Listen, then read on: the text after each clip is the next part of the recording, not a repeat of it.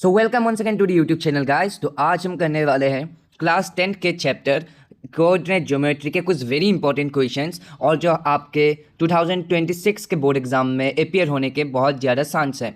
और हम इस वीडियो में कोऑर्डिनेट ज्योमेट्री के उन्हीं क्वेश्चन को टच करेंगे जो ज़्यादातर डिफरेंट टॉपिक्स और डिफरेंट स्टाइल्स पे बेस्ड थे।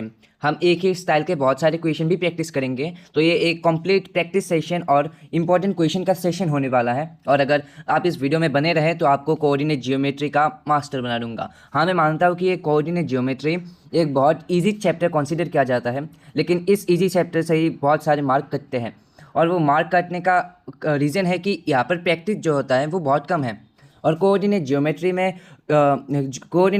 में ज़्यादातर स्टूडेंट्स इसे नेगलेक्ट कर देते हैं और इनका जो हार्ड क्वेश्चन है और जो क्वेश्चन जो डिफरेंट स्टाइल्स पे बेस्ड है उनको ज़्यादातर ध्यान नहीं देता। तो इसलिए हम इस वीडियो में ज़्यादातर फ्रॉम के क्वेश्चन प्रैक्टिस करेंगे और कोऑर्डिनेट ज्योमेट्री को हम मास्टर करेंगे। तो चलिए विदाउट एनी फर्दर डिले हम कोऑर्डिनेट ज्योमेट्री के सबसे पहले क्वेश्चन की तरफ बढ़ते हैं। जो हमारा सबसे पहला क्वेश्चन है वो है if the find the point on x axis which is equidistance from A and B. तो यहाँ पर हमें क्वेश्चन में कहा क्या गया है कि find the point on x axis. अभी यहाँ पर एक ध्यान रखने वाली बात यह है कि जब यहाँ पर कहा गया है कि find the point on the x axis, यानी कि हम यहाँ पर साइड में एक हमारा जो प्लेन है वो बना लेते हैं। तो यहाँ पर एक्स एक्सिस जो होगा हमारा वो होगा ये वाला एक्सिस और ये वाला एक्सिस, यानी कि ये दोनों एक्सिस है एक्स एक्सिस। तो यहाँ पर एक्स एक्सिस में ध्यान रखने वाली बात यह है कि जो एक्स एक्सिस का पॉइंट होगा वो हमेशा एक एक्स पॉइंट होगा और जो इसका वाई कोऑर्डिनेट होगा वो हमेशा जीरो होगा, क्योंकि यहाँ पर हमें कहा गया है ए पॉइंट ऑन एक्स एक्सिस, यानी कि हमें इसको इस तरीके से रिप्रेजेंट करना होगा। जो इसका वाई का जो कोऑर्डिनेट है वो होगा हमेशा जीरो, तो और इसका जो एक्स कोऑर्डिनेट होगा वही एक वेरिएबल होगा। तो चलिए अब हम इसे फाइंड करते हैं। तो यहाँ पर कहा गया है find the point on x axis which is equidistance from point A and point B. तो यहाँ पर मैं एक आपको डायग्राम से थोड़ा समझा देता हूँ। तो यहाँ पर हम एक डायग्राम बना लेते हैं, यानी कि एक लाइन बना लेते हैं। और इस लाइन में आप लोग देखिए कि यहाँ पर अगर हम ए पॉइंट को कंसीडर करें और इस पॉइंट पर बी पॉइंट को, तो यहाँ पर हमें एक ऐसा पॉइंट फाइंड करना है जो इन दोनों ही पॉइंट में इक्वी डिस्टेंस हो। तो यहाँ पर हम इस पॉइंट को कह लेते हैं पी। सो यहाँ पर मैं सोल्यूशन लिख देता हूँ। तो सोल्यूशन होगा हमारा लेट द पॉइंट, जो हमें पॉइंट फाइंड करना है उसे हम पी कंसीडर कर लेते हैं, और जिसका कोऑर्डिनेट होगा x/0। ठीक है, यहाँ पर हमें फिर फाइंड करना है जो इक्वी डिस्टेंस होगा बोथ ए और बी के। तो यहाँ पर हमें सबसे पहले जो डिस्टेंस फार्मूला है वो अप्लाई करना होगा। तो सबसे पहले हम ए पी डिस्टेंस को फाइंड कर लेते हैं। जो हमारा ए पी डिस्टेंस होगा वो होगा हमारा, यहाँ पर ए का कोऑर्डिनेट भी दिया हुआ है, तो हमें सबसे पहले जो डिस्टेंस फार्मूला है वो हमें पता होना चाहिए। और जो डिस्टेंस फार्मूला है वो होता है x2 minus x whole square plus y2 minus y whole square, और इन सब में रूट ओवर। अगर हम इसे और फर्दर सॉल्व करते हैं तो यहाँ पर हमें x2 का वैल्यू जो है हम यहाँ पर x कंसीडर कर लेते हैं, यानी कि हम यहाँ पर x को अब कंसीडर कर लेते हैं x2 और हम 0 को कंसीडर करेंगे y2। ठीक है, तो यहाँ पर चलिए हम अभी इसे सॉल्व करते हैं। तो सबसे पहले रूट ओवर, अभी x2 का जो वैल्यू है वो होगा हमारा x, और जो हमारा यहाँ पर जो x का वैल्यू है वो होगा 2। तो यहाँ पर हम 2 सिंपली पुट कर देते हैं और होल स्क्वायर, और यहाँ पर प्लस में हम y2 का वैल्यू हमने कंसीडर किया है 0, और जो y का वैल्यू है वो हम कंसीडर करेंगे -5, जो हमें यहाँ पर ऑलरेडी क्वेश्चन में गिवन है। तो अगर हम इसे और सॉल्व करते हैं तो हमें हमारा इजीली आंसर मिल जाएगा।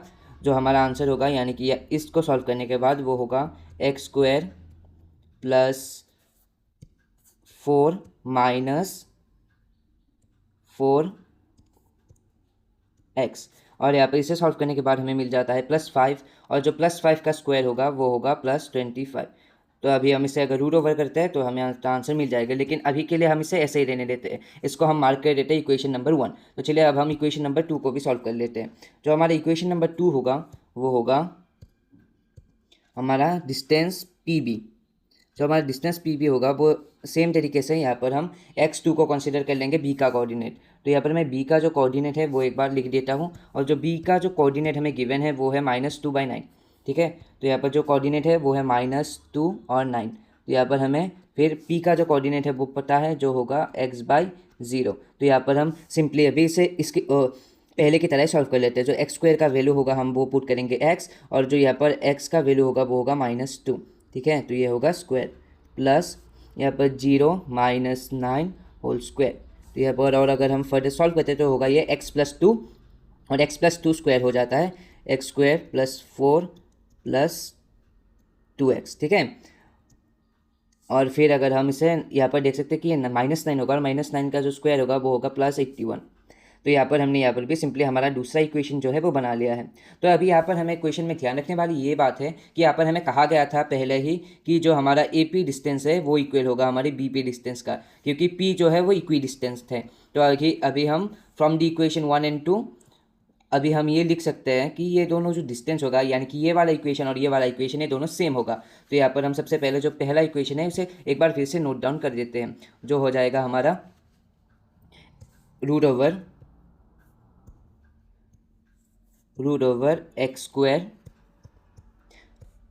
+4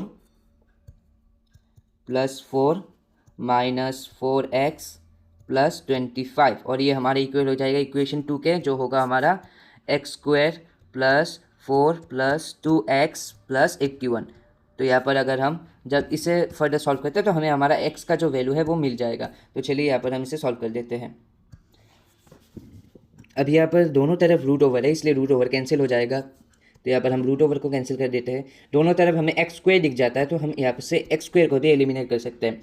और यहाँ पर हमें दोनों तरफ 4 दिख जा रहा है, तो इस तरीके से हम 4 को भी एलिमिनेट कर सकते हैं। अभी यहाँ पर +2 है जो यहाँ पर आ जाएगा, तो हो जाएगा -2, यानी कि हमें जो वैल्यू मिलेगा वो होगा -6x, which will be equal to यहाँ पर 81, और यहाँ पर 25 है। 25 हमारे लेफ्ट हैंड साइड में जा, यानी कि राइट हैंड साइड में जाकर यहाँ से माइनस हो जाएगा, यानी कि हमारा जो लेफ्ट में वैल्यू बचेगा वो होगा 81 - 25, जिसका वैल्यू हो जाता है हमारा 56। तो यहाँ से हमें सिंपली हमारा जो x का वैल्यू है वो मिल जाता है यहाँ रुकिए, यहाँ पर इसका जो वैल्यू होगा यहाँ पर हम इसे फिर से एक बार देख लेते हैं। तो यहाँ पर हमने एक स्लाइड कॉमन मिस्टेक कर दिया था। तो यहाँ पर आप देख सकते हैं कि ये जो होगा यानी कि x² + 4 प्लस यहाँ पर 2x नहीं, यहाँ पर 4x होगा। तो यहाँ पर मैंने एक बार इसे रिवाइज कर लिया था। तो यहाँ पर ये जो 4x होगा, इसलिए ये जो हमारा यहाँ पर ये left hand right hand side में ही 4x ही रहेगा, यानी कि यहाँ पर हमें सिंपली ये जो वैल्यू है वो 4x की जगह वो -6x की जगह -8x मिल जाएगा। और यहाँ पर -8x मिलने के बाद हमारा जो अभी x का वैल्यू होगा वो होगा हमारा -7। तो यहाँ पर हमने सिंपली x का जो वैल्यू है वो निकाल लिया है, जो होगा -7। तो हमें कोऑर्डिनेट जो मिल जाता है वो हो जाएगा हमारा -7/0। तो यहाँ पर हमने सिंपली हमारा जो आंसर है वो निकाल लिया है p का कोऑर्डिनेट। तो चलिए अब हम बढ़ते हैं दूसरे क्वेश्चन की तरफ। जो हमारा दूसरा क्वेश्चन है वो कहता है कि the distance between the point A and the point B is, तो हमें यहाँ पर हमारा सिंपली A और B पॉइंट के बीच का जो डिस्टेंस है वो फाइंड करना। तो यहाँ पर मैं एक आपको चीज़ बता रहा था, जो ये आपने देखा है ना ये वाला सिंबल, तो इसका जो अर्थ है वो है थीटा। वो टाइपिंग में ये थीटा लिखना मुश्किल है इसलिए। तो चलिए अब हम सिंपली इसका आंसर जो है वो निकाल लेते हैं। ए और बी पॉइंट में का जो है डिस्टेंस, तो ये बहुत सिंपली हमारा निकल जाएगा।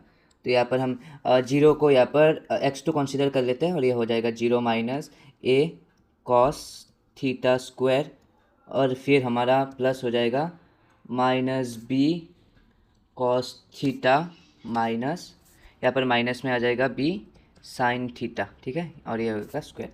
तो यहाँ पर हमने अभी और सॉरी यहाँ पर जो अच्छा, तो यहाँ पर रुकिए, यहाँ पर मैं पहले से यहाँ पर लिख देता हूँ। तो यहाँ पर आप लोग एक चीज़ नोटिस कीजिए कि यहाँ का जो a + b यहाँ पर देन 0 लिखा हुआ है, मतलब आंस यहाँ पर करेक्टली हमें इस तरीके से लिखना पड़ेगा कि ये हो जाएगा हमारा 0 - a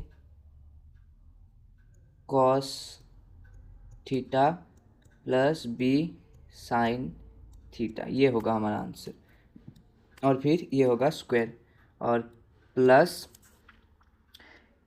हो जाएगा हमारा a sin θ minus b cos θ minus 0 whole square. तो ये हो जाएगा हमारा आंसर। तो अगर हम इसे और फर्दर सॉल्व करते हैं तो 0² हो जाएगा हमारा 0, देन ये हो जाएगा a² cos² θ, फिर हमारे पास होगा बी साइन स्क्वायर थीटा, और फिर हमारे पास आ जाएगा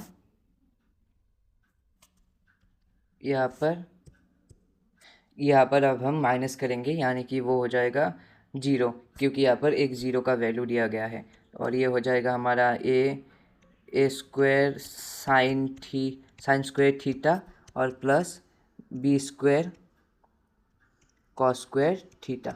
यहाँ पर हमें सिंपली, और यहाँ पर एट लास्ट रूट ओवर आ जाएगा। तो यहाँ पर हमें मिल चुका है ये वाला वैल्यू। तो अगर हम इसे और फर्दर सॉल्व करते हैं तो यहाँ पर हमें 0 रूट ओवर को हटाने के बाद हमें जो आंसर मिलेगा वो मिल जाता है हमारे यहाँ पर।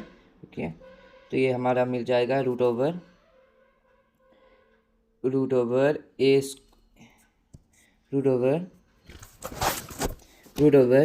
Square cos square theta plus A square sine square theta plus B square sine square theta, और यहाँ पर हमें एट लास्ट यहाँ पर मिल जाता है plus B square cos square theta. तो यहाँ पर उसके बाद अगर हम यहाँ पर हमें एक फार्मूला सबको पता होता है, और वो फार्मूला ये है कि जब हम यहाँ से कॉमन लेंगे, यानी कि यहाँ पर अगर हम लिखें कि ए स्क्वायर और यहाँ पर हो जाएगा फिर कॉस। यहाँ पर मैं आपको एक चीज़ बता दूँ कि मैं यहाँ पर कॉस को अभी सी स्क्वायर से रिप्रेजेंट कर रहा हूँ, और यहाँ पर साइन स्क्वायर को एस स्क्वायर से। इस तरीके से लिखने में बहुत आसानी होगी। और फिर बी स्क्वायर को यहाँ पर हो जाएगा सी स्क्वायर प्लस एस स्क्वायर। तो यहाँ पर हमें पता है कि cos square theta plus sign square theta का वैल्यू जो है वो होता है 1। तो यहाँ पर हम सिंपली जो हमें आंसर मिल जाएगा फिर वो हो जाएगा A square plus B square theta, यानी कि इन दोनों पॉइंट में के बीच में जो डिस्टेंस होगा वो होगा A square plus B square root over. ठीक है, तो चलिए अब हम बढ़ते हैं हमारे नेक्स्ट क्वेश्चन की तरफ। जो हमारा नेक्स्ट क्वेश्चन है वो है कि the X coordinate of a point P is twice its Y coordinate. If the P is equidistance from Q and R, then find the coordinate of P, the coordinate X of point P. ठीक है, तो यहाँ पर हमें कहा क्या गया है, तो यहाँ पर एक पॉइंट है पॉइंट पी। तो ये पॉइंट पी जो है ये इक्वी डिस्टेंस है पॉइंट ए और पॉइंट बी के, यानी कि ये दोनों डिस्टेंस जो है वो है इक्वल।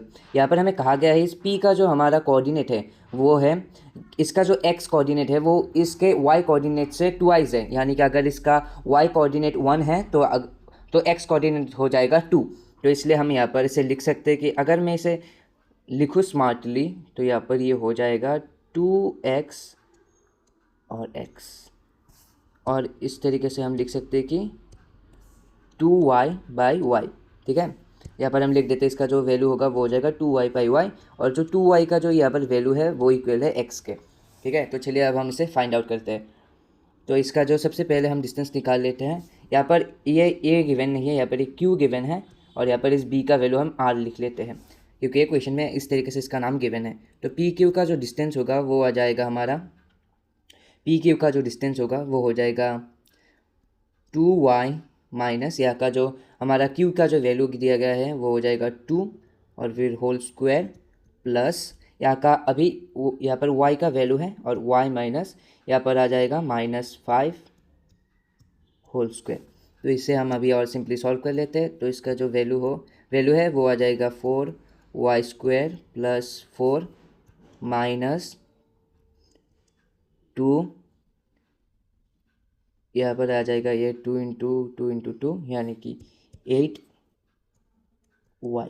ठीक है, उसके बाद इसका जो वैल्यू हो जाएगा वो हो जाएगा y², यहाँ पर माइनस और माइनस मिलके प्लस हो जाएगा, यानी कि यहाँ पर हो जाएगा +25, और यहाँ पर हो जाएगा +50 यानी 50 नहीं, यहाँ पर हो जाएगा 10y, क्योंकि इसका जो 5 का वैल्यू होगा और फिर 2 इंटू 5 यानी कि 10y। ठीक है, तो यहाँ पर सबसे पहले हमें जो हमारा डिस्टेंस है वो मिल गया है ये वाला। अगर इसे हम और फर्दर सिंप्लीफाई करते हैं तो इसका जो वैल्यू हो जाएगा वो हो जाएगा 5y², यहाँ पर 2y² हमें, यहाँ पर 1y² हमें दिख रहा है, और फिर यहाँ पर हो जाएगा 10y माइनस 8, तो ये हो जाएगा +2y, और इसका जो नंबर का वैल्यू हो जाएगा वो हो जाएगा 29। तो यहाँ पर हमें सिंपली हमारा जो आंसर है वो मिल चुका है, यानी कि आंसर नहीं, हमें हमारा फर्स्ट इक्वेशन मिल चुका है। तो अगर हम अभी हमारे दूसरे इक्वेशन की तरफ बढ़ते हैं तो हमारा दूसरा इक्वेशन जो होगा वो होगा पी आर के ऊपर। तो अभी हमें पी आर का डिस्टेंस फाइंड आउट करना है। तो रूट ओवर दे देते हैं फिर से, तो यहाँ पर हो जाएगा 2y माइनस 2y को माइनस, अभी हम r का जो कोऑर्डिनेट है वो r का कोऑर्डिनेट मैं यहाँ पर आपको साइड में लिख देता हूँ। जो r का कोऑर्डिनेट है वो r का कोऑर्डिनेट है हमारा यहाँ पर r का कोऑर्डिनेट दिया गया है -3 और 6। तो यहाँ पर अभी हम और इसे -3 लिख देते हैं यहाँ पर, जो x का वैल्यू होगा, और फिर होल स्क्वायर प्लस हमें y p का वैल्यू पता है जो हो जाएगा y माइनस यहाँ पर हो जाएगा 6। तो यहाँ पर हमने सिंपली अगर इसे सॉल्व कर लिया तो हम हमारे दूसरे इक्वेशन को भी बना लेंगे, यानी कि हो जाएगा 2y + 3 जो हो जाएगा 4y² प्लस यहाँ का 3 का होल स्क्वायर हो जाएगा 9 और फिर आ जाता है हमारे प्लस 6 यानी कि 12y। ठीक है, और उसके बाद इसके नेक्स्ट पार्ट का होगा y² प्लस 36 और ये हो जाएगा -12y। तो यहाँ पर हमने क्लियरली दिख रहा है कि plus y minus y cancel out हो जाएगा, और यहाँ पर हमें फिर से मिल जाता है √5y² प्लस 9 + 36 यानी कि 45। तो हमें हमारा दूसरा इक्वेशन भी है वो मिल चुका है। तो अभी हमें यहाँ पर इसे प्रूव करना है कि पी क्यू जो होगा वो इक्वल होगा पी आर के, यानी कि हमें जो पहला इक्वेशन है यहाँ पर अगर हम लिखें तो जो पहला इक्वेशन है हमारे पास वो हो जाएगा 5y² plus 2y plus 29 √5y² plus 2y plus 29 will be equal to √5y² plus 45। तो यहाँ पर हमें दिख रहा है कि सिंपली अगर इस इक्वेशन को अगर हम अभी सॉल्व करते हैं तो यहाँ पर ये जो रूट ओवर है ये दोनों साइड में है, इसलिए हम यहाँ पर रूट ओवर को कैंसिल आउट कर सकते हैं, और यहाँ पर 5y² और 5y² भी कैंसिल आउट हो जाएगा। यानी कि अगर हम इसे वेरिएबल के एक साइड में रखें तो ये हो जाएगा 2y = 45 माइनस 29, जिसका हमें वैल्यू मिल जाता है 16, यानी कि जो y का वैल्यू है y का वैल्यू हो जाएगा हमारे पास 8। ठीक है, तो यहाँ पर हमने सिंपली जो है हमारा 2y और y का वैल्यू निकाल लिया है। तो हमें पता है कि पहले मैंने कहा था कि 2y का जो वैल्यू होगा वो इक्वल होगा x के, यानी कि हमें हमारा कोऑर्डिनेट मिल चुका है, यानी कि 16 और 8 यही होगा हमारे पॉइंट P का कोऑर्डिनेट। तो चलिए अब हम बढ़ते हैं हमारे नेक्स्ट क्वेश्चन की तरफ।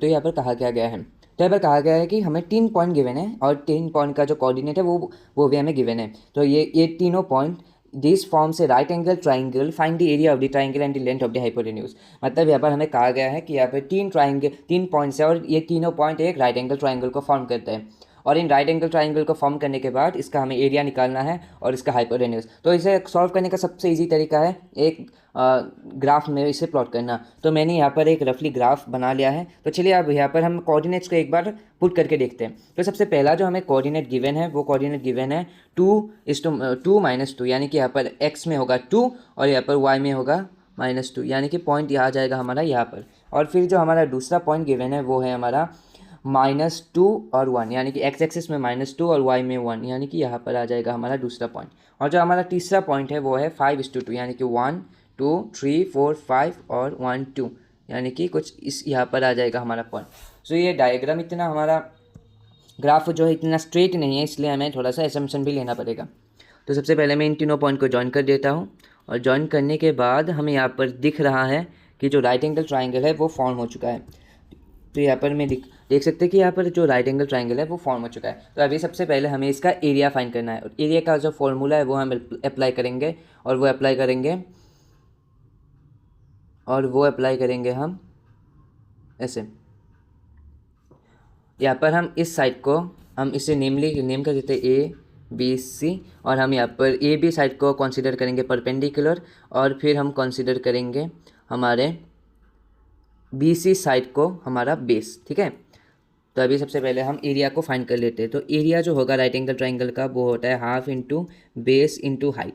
अभी यहाँ पर समझने वाली ये बात है कि यहाँ पर हमें सबसे पहले लेंथ निकाल लेनी होगी, यानी कि BC का अगर हम लेंथ निकालने जाएँ तो यहाँ पर हमने BC को कौन सा पॉइंट कंसीडर किया था, यानी कि हमें B पॉइंट को कंसीडर किया था यहाँ पर हमने कंसीडर किया था 2:-2, और यहाँ पर हमने A को कंसीडर किया था 5:2, और फिर हमने इसे कंसीडर किया था -2:1। तो यहाँ पर हमें इन सभी का जो बीच का डिस्टेंस है इसे फाइंड कर लेना है, यानी कि BC जो होगा बी सी का वैल्यू होगा हमारा रूट ओवर, बी सी का वैल्यू होगा रूट ओवर, यहाँ पर हो जाएगा 2 माइनस माइनस 2, इसे मैं प्लस ही लिख देता हूँ आपके लिए, यहाँ पर स्क्वायर, और फिर आ जाएगा यहाँ पर हमारा प्लस प्लस जो बी का दूसरा वैल्यू है यानी कि -2, और यहाँ पर आ जाएगा -1 स्क्वायर। तो इसे अगर हम और सॉल्व करते हैं तो हमें यहाँ पर मिल जाता है 4 स्क्वायर जो होगा 16, और यहाँ पर -3 स्क्वायर जो हो जाएगा 9, यानी कि हमें यहाँ पर बी सी का वैल्यू जो है वो मिल जाता है 5। ठीक है, और उसके बाद अगर हम यहाँ पर अभी ए बी का वैल्यू फाइंड आउट करें तो ए बी का वैल्यू कितना निकालता है लिख लेते हैं।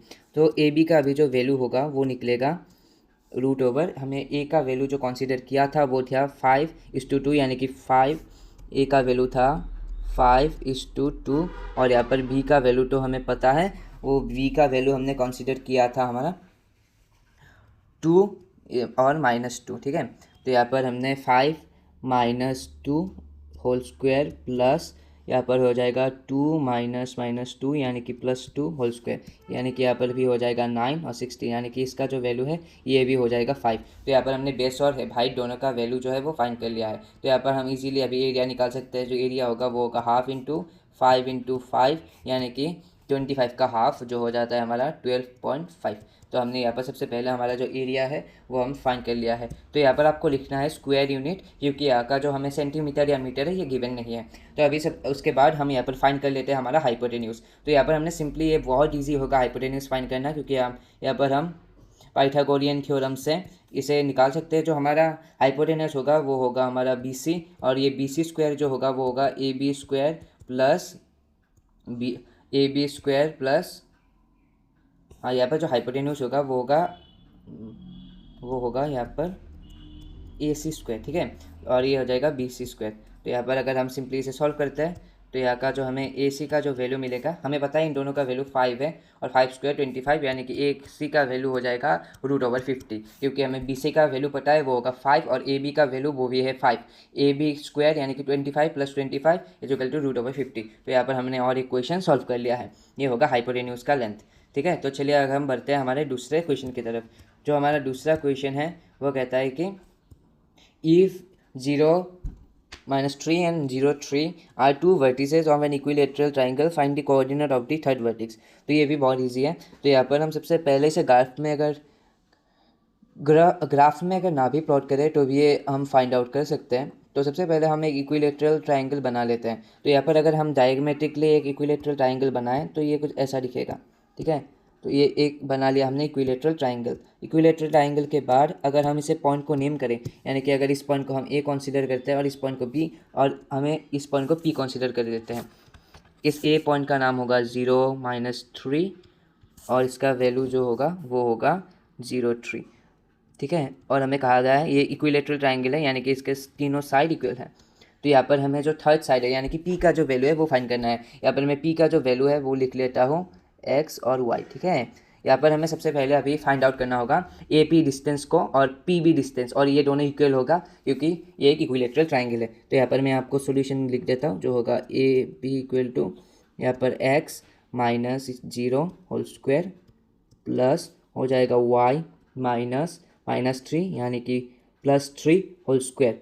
इसे सॉल्व करने के बाद हमें मिल जाता है √x² + y² + 9 + 6y। ठीक है, तो यहाँ पर सबसे पहले हमें ए पी डिस्टेंस मिल गया है। अभी जो पी बी डिस्टेंस होगा वो होगा हमारा √x -0 whole square plus y -3 whole square. तो यहाँ पर उसे सॉल्व करने के बाद हमें मिल जाएगा x² + y² + 9 माइनस यहाँ का जो वैल्यू होगा वो होगा -3 यानी कि -6y। तो यहाँ पर हमें ये दोनों वैल्यू यानी कि ये दोनों इक्वेशन मिल चुका है। अभी ये दोनों इक्वेशन इक्विलेटरल होगा, यानी कि ए पी = पी बी होगा, पी बी होगा। तो इससे हम इजीली अभी फाइंड आउट कर सकते हैं। तो यहाँ पर हमें दोनों इक्वेशन को प्लेस कर लेता हूँ। तो दोनों इक्वेशन होगा यानी कि रूट ओवर देख लेते हैं, √x² + y² + 9 - 6y, ये इक्वल होगा root over x square plus y square plus 9 plus 6y के।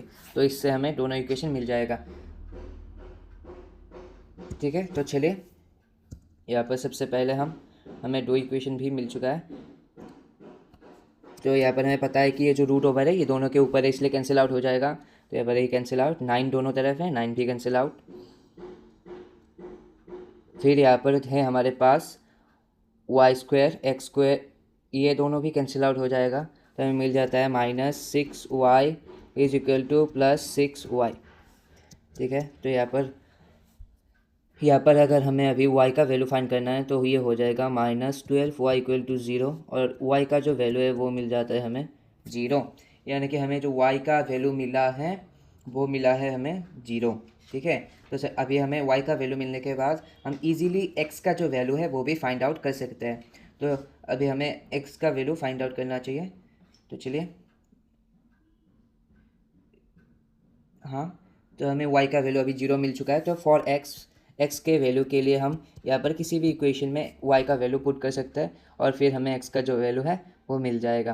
तो सबसे पहला देखते हैं हम किस इक्वेशन पे अभी y का वैल्यू जो है वो पुट कर सकते हैं।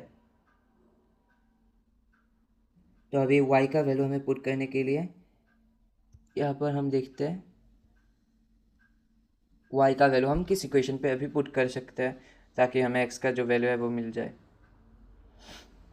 अभी हमें y का वैल्यू पुट करने के लिए सबसे पहले एक चीज़ को फाइंड आउट करना होगा, जो यहाँ पर मैंने पहले कर लेना चाहिए था लेकिन मैं भूल गया था। ठीक है, तो सबसे पहले हमें ए पी का जो वैल्यू है, हमें किसी को इक्वलाइज करने के लिए एक फ़िक्स वैल्यू हमें पता होना चाहिए। यानी कि यहाँ पर हम निकाल लेंगे ए बी का डिस्टेंस का वैल्यू, यानी कि ए बी डिस्टेंस का जो वैल्यू है वो हम निकाल लेते हैं ईजिली। तो यह हो जाएगा √0 - 0 यानी कि 0 ही रहेगा, और फिर 3 - 3 या फिर +3 जो हो जाएगा हमारे पास। मैं यहाँ पर कहना ये चाहता हूँ कि 3 - -3 जो हो जाएगा +3 होल स्क्वायर यानी कि 9 होल स्क्वायर। जो ए पी का हमें वैल्यू मिल जाएगा फिर हो जाएगा ये, अभी ए बी का जो वैल्यू होगा वो मिल जाएगा 3 + 3 यानी कि 6, और 6 का जो होल स्क्वायर होगा हमारे पास वो हो जाएगा 36। ठीक है, तो यहाँ पर हमने फाइनली फाइंड आउट कर लिया है हमारे उसका वैल्यू, ए बी का वैल्यू। यानी कि ये जो पी ए डिस्टेंस होगा वो भी इक्वल होगा ए बी के, और जो पी बी डिस्टेंस होगा वो भी इक्वल होगा ए पी के। तो यहाँ पर हमने ए बी वैल्यू को फाइंड आउट कर लिया है जो होगा हमारा 36। यानी कि हम फॉर एक्स के लिए हम यहाँ पर लिख सकते हैं कि ये जो पहला इक्वेशन है यानी कि √x square plus y square plus 9 - 6y, ये इक्वल हो जाएगा हमारा √36 के। यहाँ पर रूट ओवर कैंसिल करने के बाद और y का वैल्यू पुट करने के बाद हमें हमारा वैल्यू जो मिलेगा वो हो जाता है एक्स स्क्वायर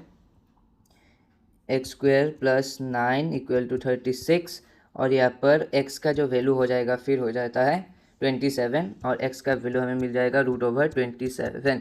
तो यहाँ पर हमने फाइनली वो थर्ड पॉइंट का जो हमारा कोऑर्डिनेट था वो होगा √27 और 0।